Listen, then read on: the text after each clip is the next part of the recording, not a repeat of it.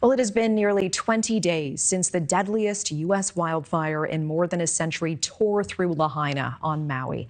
At least 115 people killed there, thousands of structures left in ruins, and hundreds of people still remain unaccounted for. As crews continue to search burned out homes and buildings, officials in Maui are taking a big step towards accountability. The county filing a lawsuit against Hawaiian Electric, alleging that lack of maintenance combined with the heavy winds brought the power lines down, sparking the fire. And they also claim the company acted negligently by not powering down their equipment, despite a warning from the National Weather Service. They also claim that the wires lacked proper insulation, causing them to spark when making contact with the dry grass. Meanwhile, many residents forced to evacuate and relive the trauma after a brush fire near the site of the Lahaina fire broke out last night in Kanapali. The Maui County Emergency Management Agency says that the evacuation order has since been lifted. I do want to bring in Hawaii State Representative Diamond Garcia now to get perspective on what it's like on the ground and in Hawaii. Thank you so much for joining us. Thank you so much for having me. So we are these 20 days out since these deadly fires. What is still needed, and what is the sense as people are still digging through the ashes of all of this? First of all, as you can imagine, this was a shock to everyone who lived through that tragic day. And so families are trying to grieve right now. They're trying to figure out what's going to happen exactly. Lots of families are currently left in the dark by the federal government. They got a one-time payment of $700. They were told more is coming, but it's been 2 weeks. Some are in hotel rooms, some are in Airbnbs, but they're still wondering exactly what happens when their lease expires, some in less than 1 month from now. I mean, as you mentioned, $700 can run out very quickly for a household, for an entire family in the course of 20 days.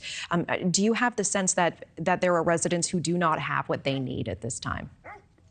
Absolutely. If you just scan local social media here in Hawaii, there are lots of kupuna, we call them kupuna, the elderly, who are saying, we don't have access to our medication.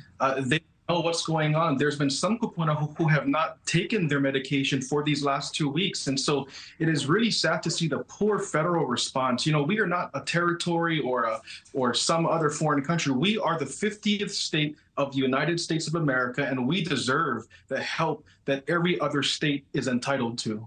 What do you make of this new lawsuit? Do you believe that this is the right move?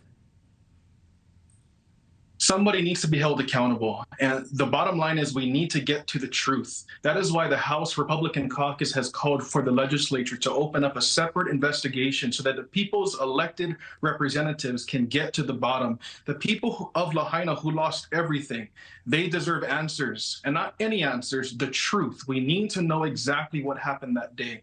And so the county filing this lawsuit, there were multiple lawsuits filed. When we get to court, I'm praying the truth is revealed. What does justice look like for residents? Lahaina town to be rebuilt the way they want it.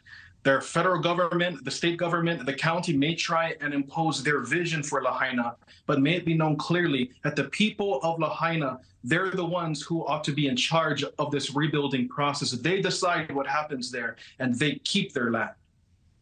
Representative Diamond Garcia, I really appreciate the perspective and time. Thank you so much for coming on the show. Aloha. Thank you for watching. Go to newsnationnow.com to find News Nation on your television provider. And don't forget to click the red subscribe button below to get more of News Nation's fact-driven, unbiased coverage.